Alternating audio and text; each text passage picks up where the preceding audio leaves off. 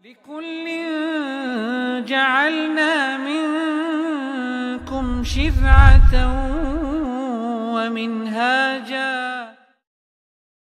الحمد لله رب العالمين، له الحمد الحسن والثناء الجميل، والصلاة والسلام الأتمان الأكملان على المبعوث رحمة للعالمين نبينا محمد وعلى آله وصحبه أجمعين. رب اشرح لي صدري ويسر لي أمري واحلل عقدة من لساني يفقه قولي. اللهم علمنا ما ينفعنا وانفعنا وارفعنا بما علمتنا وزدنا علما وعملا وإخلاصا وتطبيقا يا رب العالمين.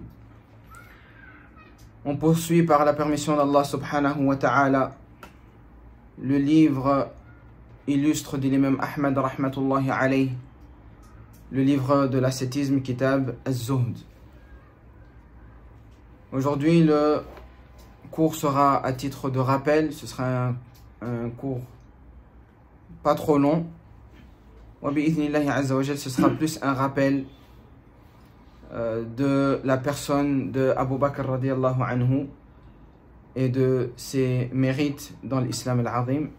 Et on commence incha'Allah par la lecture du athar. Bismillahirrahmanirrahim. Alhamdulillahi rabbil alamin. Wa sallallahu wa sallam ala ashrafil mursalin wa ala alihi wa sahbihi ajma'in. اللهم اغفر لنا ولمعلمنا وللحاضرين والسامعين.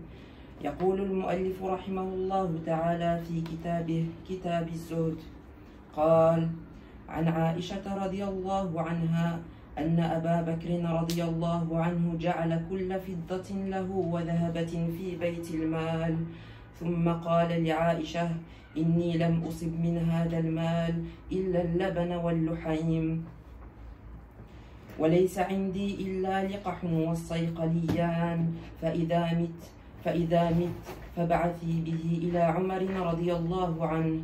فلما مات بعثت به إلى عمر فقال: يرحم الله أبا بكر لقد شق على من بعده.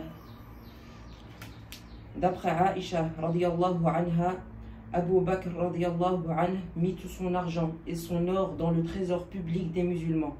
Puis il dit à Aïcha: je n'ai profité de ce bien que du lait et d'un peu de viande, et je ne possède rien d'autre qu'une chamelle en laxation et 2 serviteurs. Lorsque je mourrai, envoie cela à Omar radiyallahu anhu. Lorsqu'il mourut, je l'ai envoyé à Omar radiyallahu anhu qui dit: qu'Allah fasse miséricorde à Abu Bakr, il a certes rendu la tâche difficile à ceux qui viendront après lui. Ici le athar d'Aïcha radiyallahu anha, Aïcha qui est la fille du compagnon Abu Bakr radiyallahu anhu. طيب. Awalan, Abu Bakr déjà c'est un laqab, c'est un surnom qu'on lui a donné. Qui connaît le nom d'Abu Bakr, son vrai nom? Naam, Abdullah. Ça s'arrête pas là.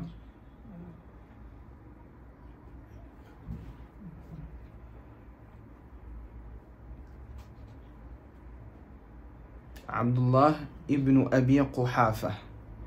Abdullah ibn Abi Quhafa. Son père s'appelait Abu Quhafa. طيب. Al-Muhim. Donc Abu Bakr radiallahu anhu, il a eu plusieurs filles, parmi lesquelles Aïcha radiallahu ta'ala anha, qui s'est mariée avec le prophète sallallahu alayhi wa sallam, et qui était la femme préférée du prophète sallallahu alayhi wa sallam. طيب, quand on a demandé au prophète sallallahu alayhi wa sallam: Man ahabbu an-nasi ilayk, qui est la personne que tu aimes le plus? Qala Aïcha. Il a dit Aïcha. Ensuite on a donné Thumma min ar-rijal, on veut de chez les hommes. Qala Abuha. De chez les hommes c'est son père, yani Abu Bakr radiyallahu ta'ala anhu arda. طيب. Avant de rentrer dans ce compagnon, cet illustre compagnon radiyallahu anhu, on tire quelques bénéfices du hadith. La première chose, c'est qu'il avait atteint, Abu Bakr, tamam az-zuhd, le plus haut degré de zuhd. Et dans plusieurs hadiths, on va voir qu'Abu Bakr, il délaissait toute la dunya pour l'akhira. Comme il a dit ici, ja'altu kulla fiddatin, j'ai mis tout argent que je possédais, wa kulla dhahabatin, et toute pièce d'or que j'avais, fi bayti al-mal al-muslimin. Hein? Subhanallah, tout son argent, il l'a mis au service, pas de sa famille, mais au service de la Ummah, la communauté du prophète sallallahu alayhi wa sallam. Et il se suffisait de son argent, parce qu'il ne faut pas croire qu'Abu Bakr c'était quelqu'un de pauvre. Il avait de l'argent. Il était riche. Walakin cet argent-là, c'est subhanallah, il a appliqué, il a mis en application la définition qu'on a donnée au tout début de Kitab al-Zuhd. Donc il avait de l'argent, c'est pas qu'il n'avait pas. Walakin elle n'était pas du tout attachée dans son cœur. Elle était dans sa main. Yunfiquha. Il a dépensé sans compter. Que ce soit avec le prophète, pour libérer des esclaves. Qui a libéré le plus d'esclaves? Parmi les gens qui ont libéré le plus d'esclaves qui étaient musulmans, c'est Abu Bakr. Dès qu'il entendait un esclave qui est musulman, il envoyait quelqu'un pour le libérer. Ça montrait qu'il avait de l'argent. Mais lui, il se suffisait que, comme il l'a dit ici, al-laban, du lait, al-luhaym, quelques bouchées de viande. Il avait juste une chamelle qui était sur le point d'accoucher et 2 servants. C'est tout ce qu'il possédait. Donc, quand il était sur son lit de mort, il dit déjà à Aïcha, quand je vais mourir, toute cette petite possession que j'ai, envoie ça à Omar, radiallahu anhu. C'est-à-dire même ça, il a envoyé à une autre personne, subhanallah. Il n'a pas dit je veux tout manger, je veux tout, ou bien je veux retirer de l'argent, je vais les vendre, ou non. Il a dit quand je meurs, tu envoies ça à quelqu'un. Ça montre que c'était quelqu'un qui n'était pas rattaché à la dunya. Il a mis en application, subhanallah, Abu Bakr, je l'aime tellement, subhanallah, qu'Allah nous réunisse avec ce compagnon immense, subhanallah. Il avait mis en application la parole du prophète sallallahu alayhi wa sallam, kun fi dunya ka'annaka gharib aw abiru sabil. Soit dans cette dunya ka'annaka gharib, comme si tu es quelqu'un d'étranger à cette dunya, aw abiru sabil, ou quelqu'un qui est de voyage, de passage. Yani celui qui est en voyage et qui est étranger à la terre, est-ce qu'il va bâtir dedans? Est-ce qu'il va ramasser des biens dans cette terre-là? Il sait qu'il va partir. Quelqu'un qui est en voyage. Imagine toi aujourd'hui, tu vas dans un pays, tu sais que tu es en voyage pour 2 semaines. Est-ce que tu vas commencer à bâtir des choses là-bas? Tu vas mettre tout ton argent là, tu vas le garder là-bas? Non, tu sais que tu vas partir. Donc tu vas rien bâtir dans cette place-là. Sahih? Eh bien, dans la dunya, le musulman doit être comme ça. On sait qu'on est là comme on voyage. On n'est pas là pour rester. On n'est pas là pour bâtir. Ce qu'on bâtit, c'est ce qui va rester, qui est baq, qui est éternel. C'est ça qu'on bâtit.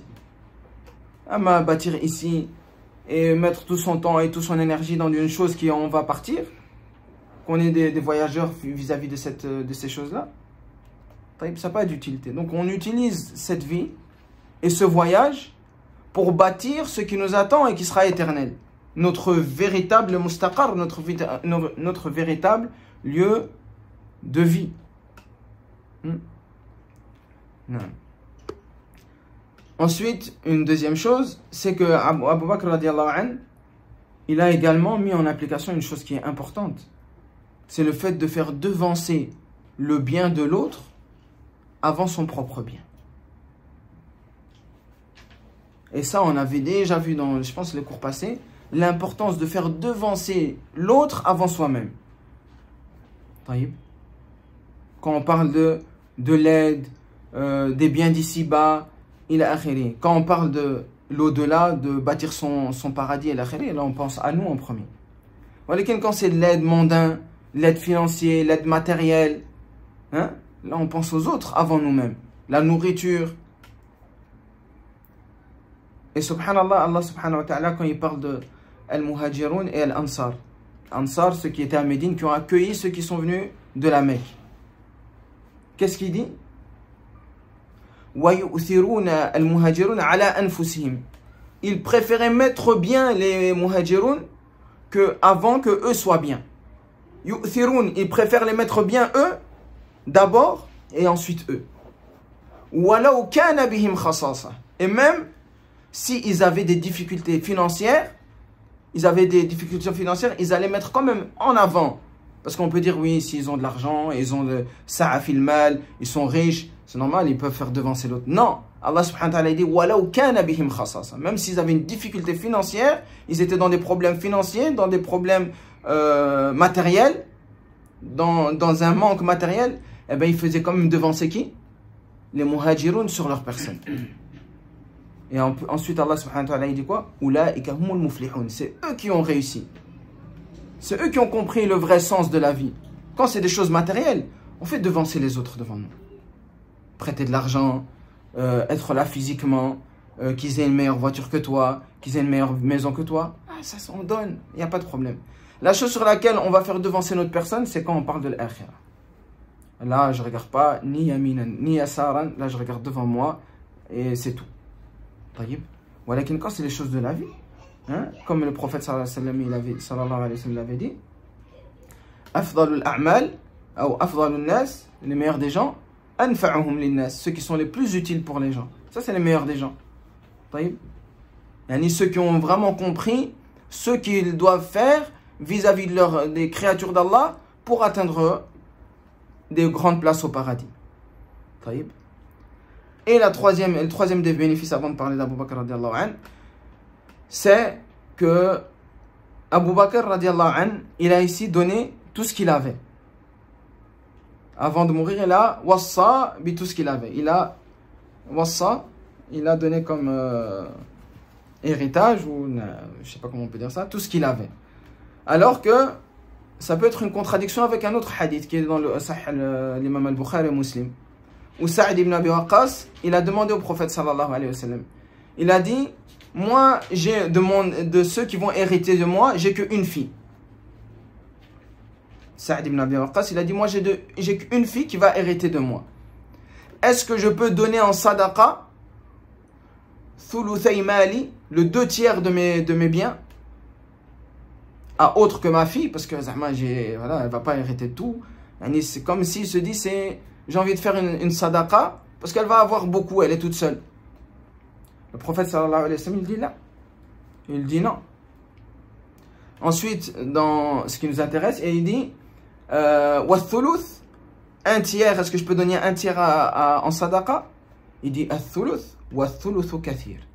Il dit tu peux donner ath-thuluth, walakin c'est quand même beaucoup. Il sait pas ce qui est préférable en sadaqa. Et il donne la raison. Il dit c'est mieux de laisser tarikatahu,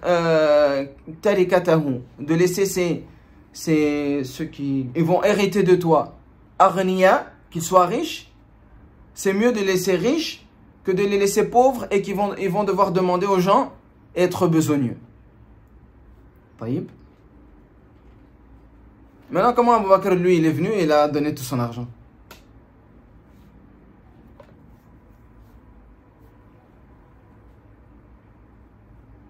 C'est les dernières questions avant de passer à Abu Bakr. Donc Abu Bakr, il a pris, il a dit tout ce que j'ai, tout ce qui me reste, je wassi ça à Omar. Pas à ma famille, à Omar. Le prophète sallallahu alayhi wa sallam, il dit à Sa'id ibn Abi Waqqas, tu ne peux pas donner plus que le 1/3 de tes biens. Pourquoi? Parce que c'est mieux de les laisser qu'ils n'ont pas besoin des gens que de les laisser qu'après toi, ils vont devoir demander aux gens, il a akhiri.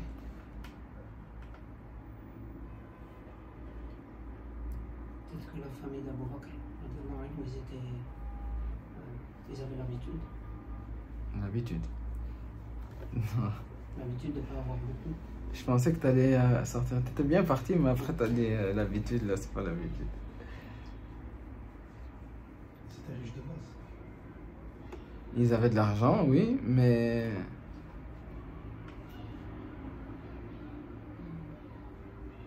Ils avaient été éduqués à vivre avec le minimum. Abu Bakr, il avait beaucoup d'enfants. Il avait beaucoup d'enfants. Des enfants qui étaient mariés, Lui-même, il avait plusieurs enfants, des filles, des garçons, il a akhiri. C'est-à-dire que chacun il prenait soin l'un de l'autre. Il y avait personne qui avait vraiment besoin de l'argent d'Abu Bakr. Pourquoi? Parce qu'Aslan, même en vivant, ils n'avaient pas beaucoup de leur père. Tandis que Saïd ibn Abi Waqqas, il avait une fille. Et la fille-là, elle n'avait pas de frères, de sœurs qui pouvaient venir en charge. Donc elle était dépendante de l'argent de Saïd ibn Abi Waqqas. Tandis que les enfants d'Abu Bakr ne sont pas dépendants de lui.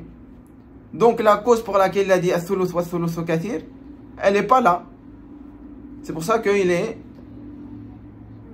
a donné son argent, parce qu'ils n'étaient pas dans le besoin de cela. Vous avez compris? Ah. Ensuite, Abu Bakr radiallahu anhu. Plusieurs choses à son sujet. Première chose qu'il fait déjà différencier de tous les autres compagnons radiallahu anhu. C'est quoi? C'est que tous les compagnons qui ont vécu dans le Jahiliya, c'est-à-dire qui ont été pubères dans le Jahiliya, tous les compagnons qui ont été pubères dans le Jahiliya, ils ont adoré autre qu'Allah. Ou bien ils ont bu de l'alcool, ou bien ils ont fait de zina. Ils ont fait des péchés avant l'islam, ce qui est normal. C'était leur société, elle était comme ça. C'est pas un aqs, c'est pas un manque vis-à-vis des compagnons qu'ils aient fait ça.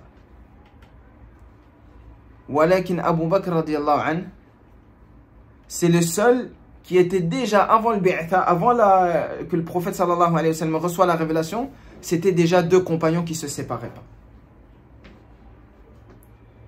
Et lui-même, il dit de lui-même que son peuple, ils ont adoré d'autres. Lui n'a jamais adoré autre qu'Allah subhanahu wa ta'ala. Il n'a jamais fait zina. Il n'a jamais bu de l'alcool. Tous les facettes que les autres faisaient, il y avait seulement lui et le prophète sallallahu alayhi wa sallam qui n'aient jamais fait ça, qui ne sont jamais tombés dedans. Donc juste cette maziyya, juste cette fadl, ce bienfait-là, que malgré qu'il était dans le jahiliya, Allah subhanahu wa ta'ala lui a donné comme compagnie le prophète sallallahu alayhi wa sallam dans le jahiliya. Et que parmi cette compagnie, qu'il a tiré de cette compagnie, c'est qu'il n'a jamais adoré une statue. Il n'a jamais bu d'alcool. Il n'a jamais fait zina. Contrairement aux autres sahaba qui étaient pubères à l'époque où il n'y avait pas de révélation. Taïb. Déjà, c'est une maziyya. C'était déjà le compagnon proche du prophète sallallahu alayhi wa sallam avant même la révélation. Après la révélation, ça a continué. Walakin, on voit subhanallah que dès le départ, le prophète sallallahu alayhi wa sallam, où Allah subhanahu wa ta'ala a préparé Abu Bakr à être le compagnon, l'ami intime. Taïb. Si ce n'était pas l'ami intime d'Allah subhanahu wa ta'ala, le prophète aurait été l'ami intime de Abu Bakr radiallahu anhu. Comme il a dit, le prophète sallallahu alayhi wa sallam, si j'aurais pu prendre quelqu'un comme ami intime des gens sur des créatures, ça aurait été Abu Bakr. Walakin sahibukum khalilullah. Walakin moi, votre messager, je suis l'ami intime d'Allah. Il y a beaucoup de choses dans ce sens-là. Comment il a eu plusieurs surnoms, Abu Bakr radiallahu anhu. On l'a donné un surnom que beaucoup d'entre nous connaissent, c'est quoi? As-Siddiq. Ça fait référence à quoi As-Siddiq? Le véridique. C'est le premier qui a écrit sur la dame. C'est un ensemble de choses. Il a cru la révélation sans preuve. C'est un ensemble de choses. Il est toujours véridique dans ce qu'il fait et ce qu'il dit. C'est un peu ce que tu as dit, hein? La révélation, c'est un peu plus précis. Ça, c'est ce qui a donné al-fasl, que le prophète sallallahu alayhi wa sallam, il l'a appelé comme ça.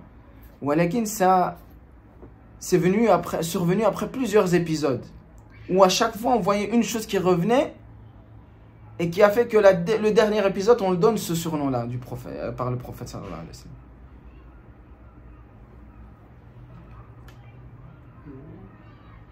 foi complète, il croit directement quand il... Ahsant. C'est un compagnon qui n'a jamais connu de doute dans le prophète sallallahu alayhi wa sallam. Que ce soit, comme tu dis, quand le prophète sallallahu alayhi wa sallam, il dit « je suis devenu un messager », il l'a cru directement. Quand le prophète sallallahu alayhi wa sallam, il a une révélation, il croit directement à la révélation. Et le dernier épisode qui vient mettre cela en exergue et qui reçoit de la part du prophète sallallahu alayhi wa sallam, ça c'est As-Siddiq, hadihi al-umma. C'est quand le prophète sallallahu alayhi wa sallam, il a dit qu'il a fait l'Isra wal Mi'raj. Hein? Il est parti de la Mecque à Médine sur le Buraq et de la Mecque à Jérusalem sur le Buraq, et puis il est monté au ciel. Et les gens ils ont su ça en une nuit. Alors les Quraysh ils se disent mais on va aller rigoler des compagnons. Votre sahib il est fou. Et il y a certains compagnons qui ils ont été touchés par cette parole là. Et quand ils sont venus chez Abu Bakr, il dit t'as pas entendu ce que ton compagnon il dit, qu'il a fait ceci, il est parti à Jérusalem en une nuit et qu'il est monté au ciel. Il a dit est-ce que Muhammad sallallahu alayhi wa sallam il l'a dit? Il dit ouais, il dit, et eux ils croyaient que ça allait amener un doute. Et il a dit s'il le dit, c'est la vérité. Même pas de taraddoud, il n'y a même pas d'hésitation. Et subhanallah, il a été donc le prophète sallallahu alayhi wa sallam, à cause de ça, il va l'appeler Siddiq. Walakin toute sa vie, elle est dans le tasdiq al-Nabi sallallahu alayhi wa sallam. Toute sa vie, elle est dans le fait de rendre le messager véridique. Jamais hésiter. Jamais de moment d'hésitation. Directement, qala rasoul, c'est la vérité. At-taslim lil-wahyayn. La soumission complète aux révélations. C'est de ça qu'il tire ce nom à Siddiq. Que ce soit dans cet épisode-là, dans le moment de se convertir, dans toutes les situations, toujours le premier à avoir un tasdiq tam, il rend véridique ce que le prophète, la révélation, elle dit complètement, sans hésitation, sans tremblement, c'est Abu Bakr radiyallahu anhu. D'où son nom As-Siddiq. Il a un autre surnom que peu de personnes connaissent. C'est Atiq. Atiq, c'est celui qui est sauvé. Parce que le prophète sallallahu alayhi wa sallam, en le voyant et en le regardant, il dit à ses compagnons Hada Atiqullah minan nar. La ilaha. Ça, c'est celui qu'Allah il a pris comme une personne sauvée de l'enfer. Atiqullah. Allah l'a pris pour lui comme personne qu'il va sauver de l'enfer. Taïb. Yani Allah Azza wa Jal, quand il a regardé les gens de la terre, il a choisi une personne pour le sauver. Avec son choix, yani le prendre comme personne qui sera sauvée, spécifiquement, lui, je le choisis. C'est qui? C'est Abu Bakr. Taïb. C'est comme on dit, Muhammad Rasulullah. C'est-à-dire, il appartient à Allah. C'est une appartenance, c'est un tashrif. Tashrif, comment on dit ça? Un honneur. Eh ben, la même chose, quand le prophète sallallahu alayhi wa sallam, il était en train de le regarder, juste en train de le regarder, il disait à ses autres compagnons, subhanallah, il leur dit Hada atiqullah minan nar. Yani, quel tashrif devant tous les compagnons, Al-Fudala, Omar, Uthman, Ali, tous ces compagnons, des grands compagnons. Il désigne qui? Abu Bakr radiyallahu anhu. Ce qu'on peut aussi dire d'Abu Bakr radiyallahu anhu, c'est qu'il n'y avait pas une chose qu'il connaissait sans qu'il ne la mette en application. Un jour, le prophète sallallahu alayhi wa sallam, il se lève et il prie salat al-fajr avec ses compagnons. Après salat al-fajr, il demande à ses compagnons, il se retourne vers eux et demande Man asbaha minkum sa'ima. Qui d'entre vous s'est levé al-fajr? On a al-fajr, hein? Comprenez bien la situation. Et il a mis l'intention, il est jeûneur. Abu Bakr dit Ana ya Rasulallah. Moi. Ensuite, le prophète sallallahu alayhi wa sallam, il dit Man atba'a minkum janaza. Qui d'entre vous a déjà suivi une janaza à salat al-fajr? Il dit Ana ya Rasulallah. Troisième, Man minkum at'ama ja'i'an ou miskina, comme a dit sallallahu alayhi wa sallam. Qui d'entre vous a déjà nourri un pauvre? Il dit Ana Rasulallah. Et ensuite il dit Man aada minkum marida, qui a déjà visité un malade. Et il lui dit Ana ya Rasulallah. Et le prophète sallallahu alayhi wa sallam il dit il n'y a pas une personne qui rassemble ces 4 actions dans une journée sans qu'Allah subhanahu wa ta'ala il le fasse rentrer au paradis s'il meurt dans cette journée. Imaginez-vous, on a Al-Fajr, c'est pas toute la journée. Al-Fajr, il a déjà rassemblé ces quatre actions. 4 actions. C'est presque impossible de les faire Al-Fajr. Et si le prophète sallallahu alayhi wa sallam n'avait pas demandé, personne n'aurait su aslan qu'il a fait tout ça. Ça montre un ikhlas, une dévotion, une pureté d'intention qui dépasse toutes les puretés qu'on a pu voir. Personne ne sait. Et comment il était prompt. Il n'a pas attendu la journée. Il a Al-Fajr, il a déjà fait tout ça. Fama baloukoum, qu'est-ce qu'il fait durant la journée encore? Radiallahu anhu. Aussi, qu'est-ce qu'on peut rajouter? C'est sa clairvoyance dans la religion. Sa hikmah qui a dépassé toute hikmah. Avant de passer à ça, il y a une autre histoire qui rejoint ce qu'il a dit à Aïcha dans l'Athar ici. Quand le prophète sallallahu alayhi wa sallam, il a demandé à ses compagnons de faire une sadaqa. Et Omar, il était toujours dans la concurrence d'Abu Bakr. Il voulait toujours essayer de le dépasser dans les bonnes actions. Et dans le hadith là, il se dit, aujourd'hui, je vais le dépasser. Obligé, je vais le dépasser aujourd'hui. Alors il fait quoi? Le prophète sallallahu alayhi wa sallam lui demande une sadaqa, il vient avec la moitié de ses biens et il donne au prophète sallallahu alayhi wa sallam. Et le prophète lui demande alayhi salatu wa sallam, qu'est-ce que tu as laissé pour ta famille? Et il dit, taraktuhum nisfa mali. Je leur ai laissé la moitié de mes biens. Alhamdulillah. Abu Bakr, il vient, il ramène tout ce qu'il a. Il dépose au prophète sallallahu alayhi wa sallam. Et il demande la même question. Qu'est-ce que tu as laissé pour ta famille? Et il dit taraktuhum Allah wa Rasulah. Taraktuhum Allah wa Rasulah. Je leur ai laissé Allah et son messager. La science, la révélation, c'est ça leur nourriture. Et Omar, quand il a vu ça, il s'est dit comme maintenant. Comme là, il a dit quoi à la fin? Rahim Allahu Abu Bakr, laqad shaqqa ala man ba'dahu. Il a rendu la tâche difficile à ceux après eux. Là, il s'est dit quoi? Il a dit, ça sert à rien que j'essaie de le dépasser, j'y arriverai jamais.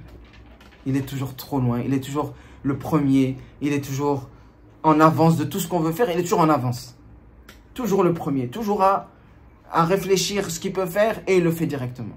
Comme c'est le cas des 4 choses là qu'il a fait, il n'y avait personne qui a fait ça.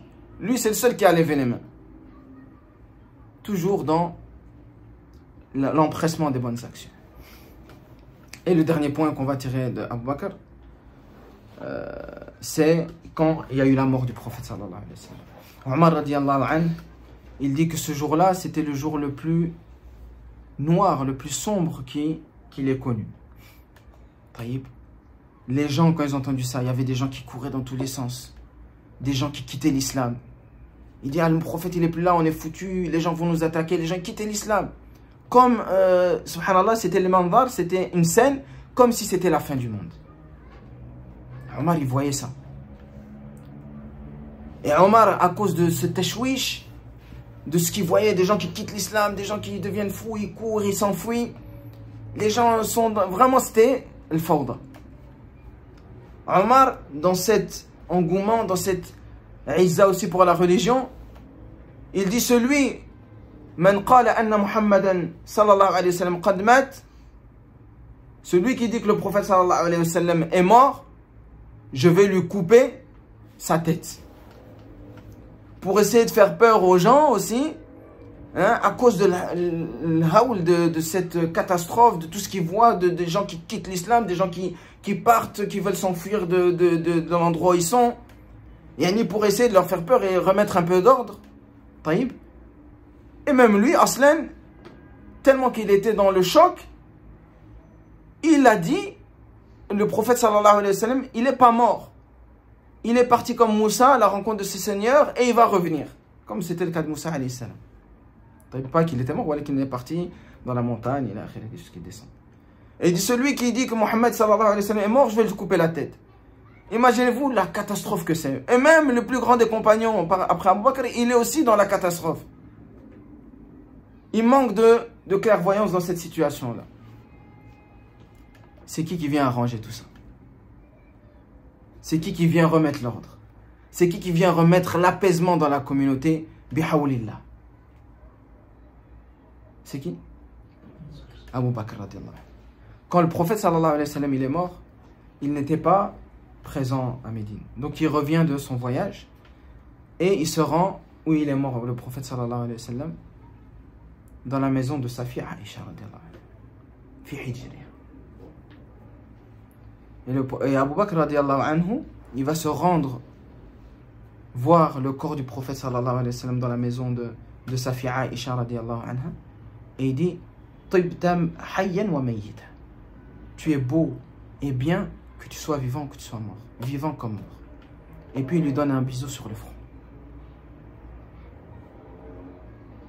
Ensuite, regardez cette hikmah. Parce que lui, il voit la catastrophe que Omar il a vue. C'est pas qu'il voit pas. Avec quelle hikmah. Il s'assure de la véracité de l'khabar, de l'information. Il voit le prophète sallallahu alayhi wa sallam qui est là, couché, mort, alayhi salatu wa sallam. Qu'est-ce qu'on a dit quand il a la révélation? Quand il voit la chose, il a un tasdiq tam. Tranquillement, il va accepter la situation. Il sort dans cette situation. Lui, il est toujours là. On dirait, subhanallah, quand on se met un peu dans cette ambiance-là, on se dirait que lui, il est dans un monde à part.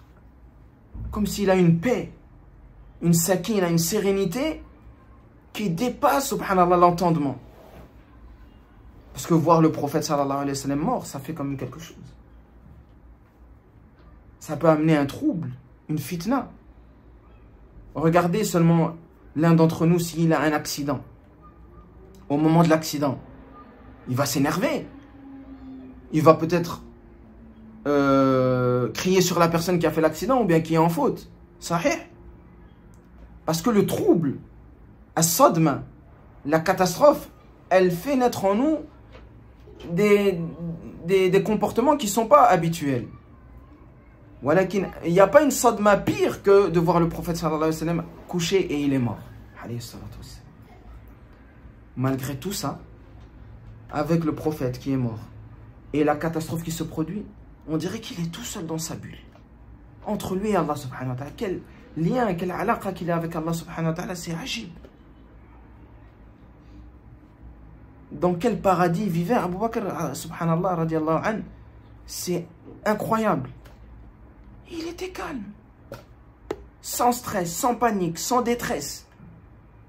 Juste un bisou. Lui dire que tu sois vivant, que tu sois mort, t'es beau. Et puis il sort, mais avec un plus grand calme. Il marche tranquillement. Dans la foule qui est en train de fuir, lui il marche tranquillement. Il se rend où? Sur le minbar. Et il voit les gens qui sont en train de fuir, etc. Il prend la parole.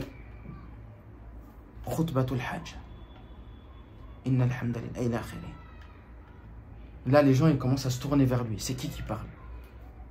Les gens se tournent vers lui. Qu'est-ce qu'il va dire à Abu Bakr? La première chose qu'il dit, Tawhid al-Khulla, subhanallah, radiyallahu anhu. La ilaha illallah. Un tawhid profond, vécu dans le cœur, subhanallah. Et on demande à Allah subhanahu wa ta'ala qu'il nous accorde une sincérité aussi profonde, un lien aussi profond avec notre Seigneur tabaraka wa ta'ala. Lui, il avait compris ce qu'on a dit les autres cours. On aime une seule personne l'idati, pour son être, c'est Allah. Même s'il aimait le prophète sallallahu alayhi wa sallam plus que nous tous. Mais il avait un amour qui dépassait tout entendement vis-à-vis d'Allah azza wa jalla. Et il dit quoi? La première chose qu'il dit quand il parle, il dit quoi? Man kana ya'budu Muhammadan fa inna Muhammadan qad mat. La ilaha. certes celui qui a adoré Mohammed, qu'il sache que Mohammed est mort. وَمَنْ كَانَ يَعْبُدُ اللَّهِ فَإِنَّ اللَّهَ حَيٌّ لَا يَمُوتُ. Alors que celui qui adore Allah, Allah il est le vivant qui ne mourra jamais. Ensuite il lit la parole d'Allah Azza wa Jal. Subhanallah. Subhanallah. C'est quoi la parole d'Allah subhanahu wa ta'ala qui dit?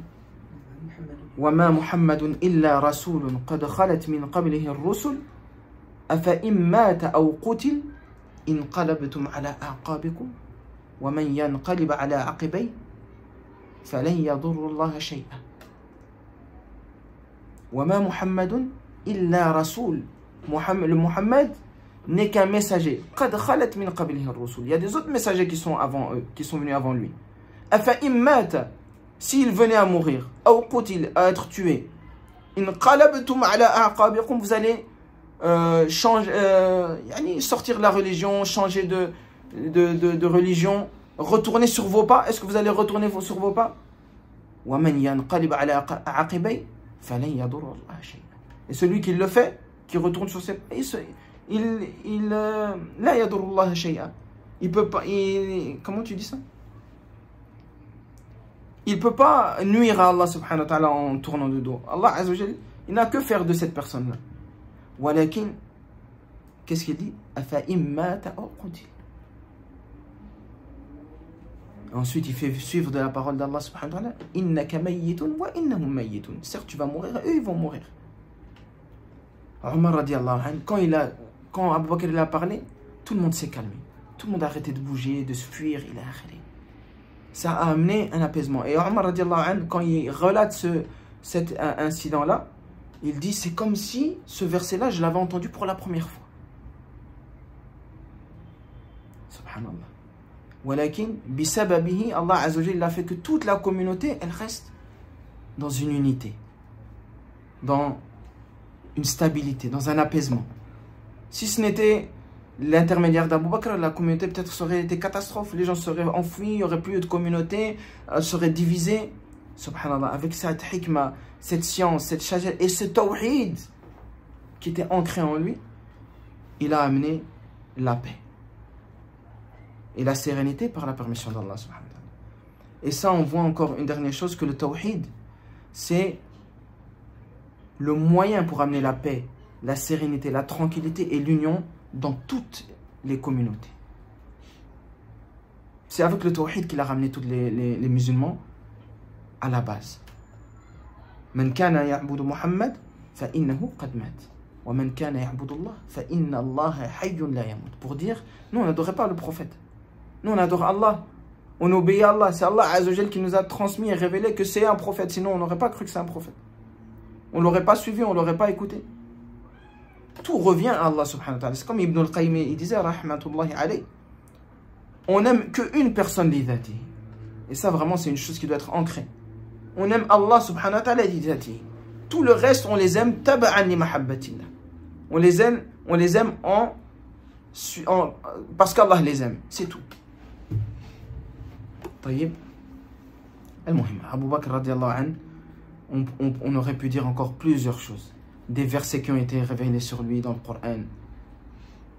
C'est le seul que Allah Azza wa Jal a nommé Sahib, que c'est le compagnon du prophète sallallahu alayhi wa sallam dans le Coran. Quand il parle qu'ils étaient idhuma fil ghar, idh yaqulu li sahibihi la tahzan inna Allah ma'ana, qu'il a nommé compagnon, c'est le seul qu'il a nommé compagnon dans le Coran. Des versets, il y en a énormément. Alladhi ja'a bis-sidqi wa saddaqa bihi. Alladhi ja'a bis-sidqi, celui qui est venu avec la vérité. Les mufassirin disaient que c'est le prophète sallallahu alayhi wa sallam. Wa saddaqa bihi. Certains mufassirin nous ont dit que et celui qui a rendu véridique et qui a cru en cette vérité, c'est Abu Bakr. Pour dire que dans le Coran même, Allah subhanahu wa ta'ala l'appelle Siddiq, as-saddaqa bihi. Al-Muhim, Abu Bakr radiallahu anhu, on espère qu'Allah Azza wa Jal va nous faire ressusciter déjà avec le prophète alayhi salatu wassalam, et également avec ce compagnon énorme, immense, que j'aimerais énormément rencontrer après le prophète sallallahu alayhi wa sallam, qui est Abu Bakr radiallahu anhu. Il n'y a personne qui est au-dessus de lui parmi les compagnons. Et c'est le meilleur des créatures après tous les messagers et les prophètes, c'est Abu Bakr. نكتفي بهذا سبحانك اللهم وبحمدك نشهد أن لا إله إلا أنت نستغفرك ونتوب إليك وجزاكم الله خيرا.